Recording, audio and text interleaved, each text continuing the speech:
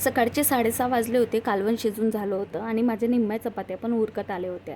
स्वयंपाक आज लवकर करायचं रिझन हेच की आज आमच्या घरी सवासिनी जेवायचा कार्यक्रम होता. हे मी तुम्हाला व्हिडिओमध्ये सांगितलं आहे आधीचे. तर एकीकडे आमची पुरणाची डाळ शिजून झाली होती आणि कोरा चहा पिल्याशिवाय किंवा कुठलाही चहा पिल्याशिवाय कुठल्याच व्यक्तीला एनर्जी येत नाही काम करायची.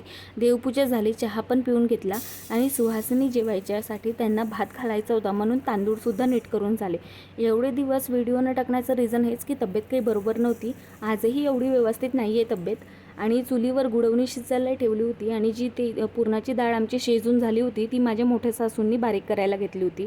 माझी चुलत सासू आणि सासू वगैरे येऊन त्यांनी पोळ्या लाटायला सुरुवात केली होती. तोपर्यंत मी आणि माझे मिस्टर गावात सगळ्या देवांना नैवेद्य दाखवायला गेलो होतो. नैवेद्य दाखवत इथपर्यंत सगळ्या सुहासिनी जेवून झाल्या होत्या. पण म्हणतात ना, नशिबात असलं तर थोडं का होईना पण मिळतं. तर 2 सुहासिनी माझ्या नशिबात होत्या. त्यांनाच मी टिळा लावून त्यांची ओटी भरली. ओटी भरल्यानंतर तुमच्या गावात पण असा सुहासिनी जेवायचा कार्यक्रम होतो का? मला नक्की कमेंटमध्ये सांगा आणि व्हिडिओ आवडला असेल तर सबस्क्राईब करा. बाय.